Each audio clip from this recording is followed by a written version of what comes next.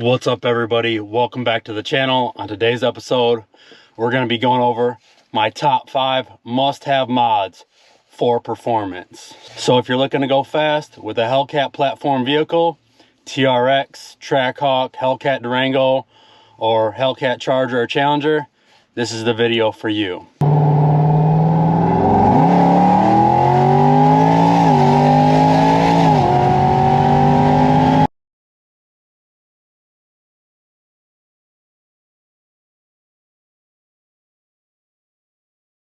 Let's get right into it. So the first thing that you guys are going to want to do if you have a Hellcat platform vehicle is get a tune on this thing. That's the number one thing I tell people all the time. Get this thing tuned, okay? The stock tune that comes on these is trash. It's garbage. You're not even gonna like it. They're so detuned from the factory, it's insane.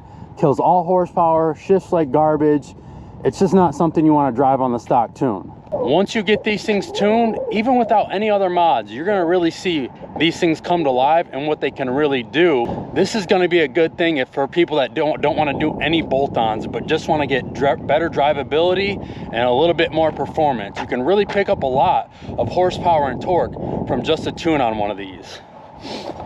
I recommend going with Livernoise Motorsports. That's who I'm tuned through. They got great drivability, great performance. So the number 2 mod that I recommend doing with any Hellcat platform vehicle, and this is something that you can do without a tune. I don't recommend it, but it's something that you can do if you don't feel like tuning it. Say you have want to keep the stock warranty. This is something that you can do. So you can actually change up to a smaller upper pulley. Now, I've heard some people going from all the way to 2.75 on the upper. Like I said, again, that's not something that I would recommend to you guys, but this guy was at high elevation. He talked to his tuner or a guy that he knows that tunes, and he said that, hey, you can get away with doing a 2.75 upper pulley on your Hellcat supercharger at his elevation without a tune. But like I said, you kind of risk it there. That's not something I recommend. I always recommend people first and foremost just to get it tuned, because you're going to pick up so much drivability, performance, and torque. So I recommend going tune and then smaller upper pulley if you want to go in steps. The third thing that you're going to want to do to these to pick up even more horsepower and take it to the next level is you're going to want to do bigger injectors. I recommend going with the ID 1300s. That's going to be your best bang for your buck. You don't want to go too small on the injector, because in the future, if you want to step it up into more horsepower, you're going to have to buy a whole nother set of injectors, cost you even more money, and then maybe you could sell your other ones. Not a lot of people like to buy used injectors, so I always just recommend ID 1300 injectors. You can make a little over 1,000 wheel with them. Maybe a little bit more if you really want to push it, but that's what I could recommend doing, and those are probably the best all-around injector. Now, this is not on the list, but this is to include with the injectors is a booster pump. So you're going to need that booster pump to pick up the fuel pressure for the added power. So this thing's probably going to be making a couple hundred more horsepower once you do the tune, upper pulley, and the injectors with the booster pump. So the booster pump is to pick up the fuel pressure. Now here's the important part about a booster pump. You can have the booster pump they have a low and a high setting. I think the low setting is 13 volt or 16 volts, and the high setting is 21 volts. Depending on where you're at, your power level, you can get away with this 16 volt, or you got to talk to your tuner what they recommend. I was making 900 horsepower to the wheel. I was making 900 horsepower to the wheel with this on the 16 volt setting. When we bumped it up, that's when we went to the 21 volt setting, and that's just for safety. So with those 3 mods, I consider those like the big 3. Now mind you, there are other supporting mods that you're going to need to do with this. That goes without being said. If you don't know what they are, I'll name them real quick. At least a 180 degree thermostat. I know some people do 160, but I live up north, so I got the 180. It does fine.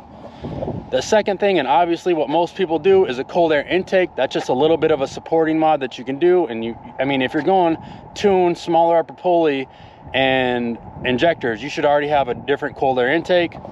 I recommend the one from Livernois Motorsports because it's semi-open, but it's halfway closed as well. So it shields a lot of that heat from the headers that's coming into your cold air box if this shield wasn't here, because you're gonna pull in a lot of that heat off there if you didn't have this. So Livernois Motorsports and engineering, shout out to you guys. They're always taking care of me, whatever I need. Let me just say, those aren't 3 small mods. With a tune, smaller upper pulley, ID 1300 injectors, and a booster pump, these things can make 870 to the wheel. I know that's insane, but if you guys go back in my video when I raced that black Hellcat Charger, that's all he had. He had a 265 upper, booster pump, injectors, 180 degree thermostat, and that's it with a tune. That's all he had on his Hellcat Charger, and he was making 870 to the wheel. So that's a big 3. And honestly, there's somebody that don't want to pay too much money and get too involved with one of these, that's what I recommend everybody to stop.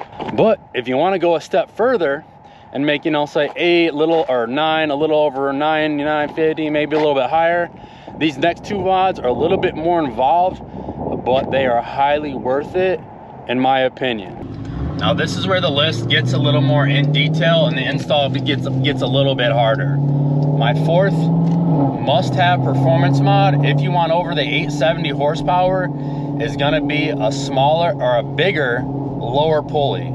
I have a 9% overdrive on mine, but you have a lot of options, especially if you don't want to go too crazy.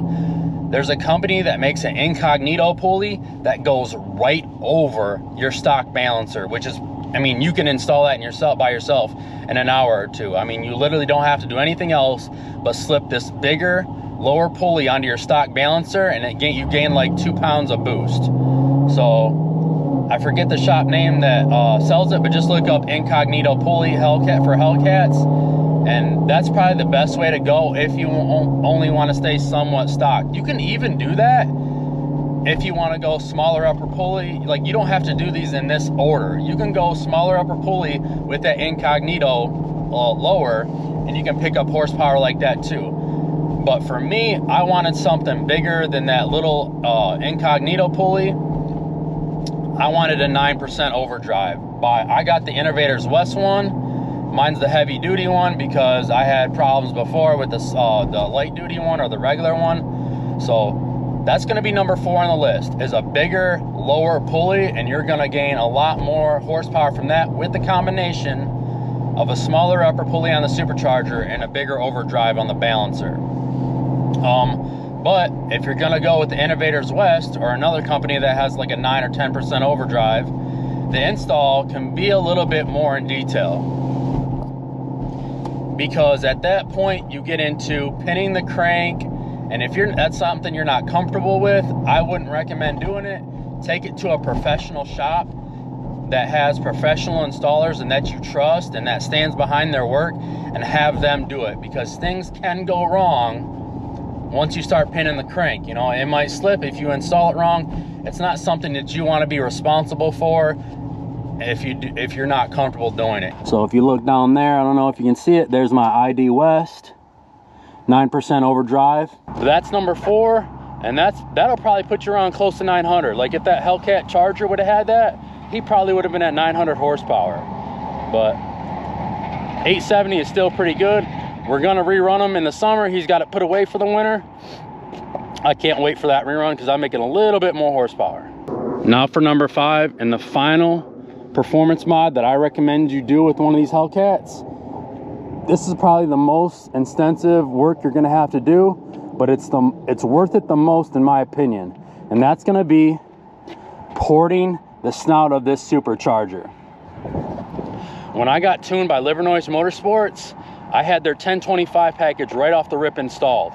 And if you go on their YouTube channel, they got several 1025 package on their Hellcats, Trackhawks, whatever. And they make around 850, 840 to around 7 or 875, 870. When I threw in a ported snout from them, So Livernois ports these snouts. They can all do it in-house when you do their 1025 package. When I did their ported snout, this thing went from 850 to 875. It made 900 to the wheels, a little over 900, which is insane. So in my opinion, that's the most mod that's worth it, okay? And that was on the stock throttle body. I have a 108 Kong throttle body now. That was on the 92 millimeter stock throttle body. It made a little over 900 wheel, which is insane. I'm super glad that I did their ported snout. I really wanted to hit that 900 mark, and I did. So that's what I recommend. I would suggest going with the tune on these right off the rip. Get the better daily drivability and the better performance. You're gonna love it. Get used to that for maybe a month or so, a week or so, if you're like me, a couple days, and then go to the smaller upper pulley.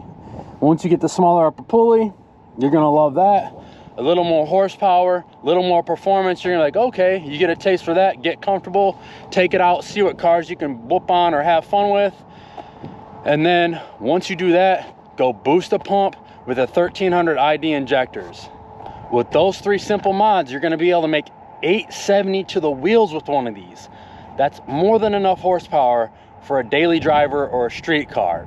Plenty, especially if you got a Hellcat Charger or Challenger. You're gonna need a tire. The cool thing about the Trackhawks is they're all-wheel drive, so you don't really need a tire until you get to like 9 or a little bit over, and it starts blowing the tires off, you know, from a 20-30 roll, or, you know, especially from a dig. And then if you want to take it to the next level after those big 3, that's when you do the bigger overdrive balancer, the bigger lower pulley, and the ported snout. And that's going to push you over 900 to the wheels.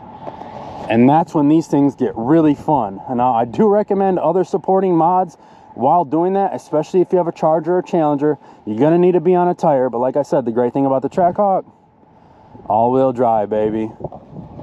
It's like 28 degrees out here in Michigan. Freezing cold, but we're still getting after it. Let's hit a little dig to get the blood pumping. Track mode.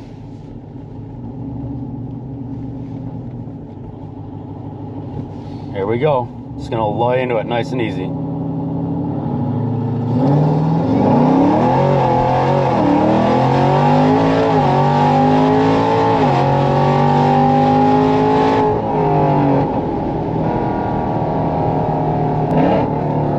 That's what I'm talking about, baby. Get that blood pump in middle of winter. Freezing out here with the windows down. Little windows down ripper right here. From 40.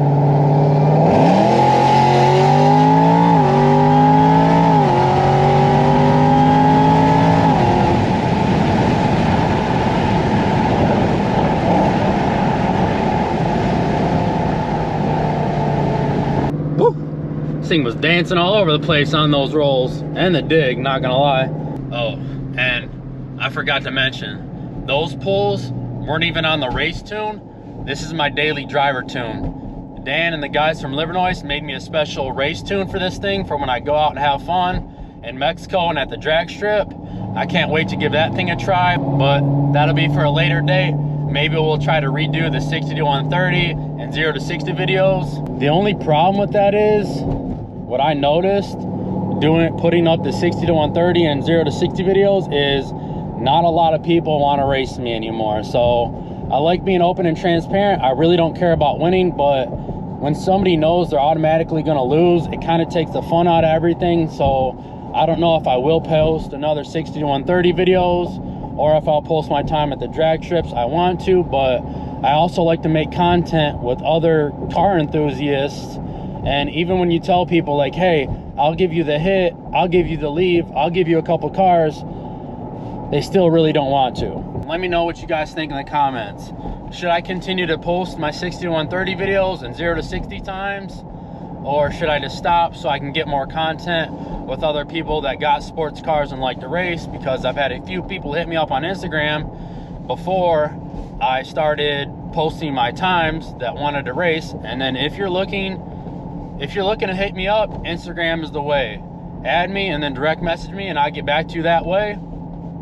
But before I posted my 60 and 130 times and 0 to 60 times, people were coming out of the woodwork to try to race me and this, that, whatever. And then when I started posting my times, crickets. So it's, you know, there's pros and cons of both. Like I said, I love sharing my times, and I want this to just be about me and the Trackhawk, but I also like to make content with other people. And like the BMW video, that video blew up. If that BMW wasn't in that video, would it have done it so well? Probably not.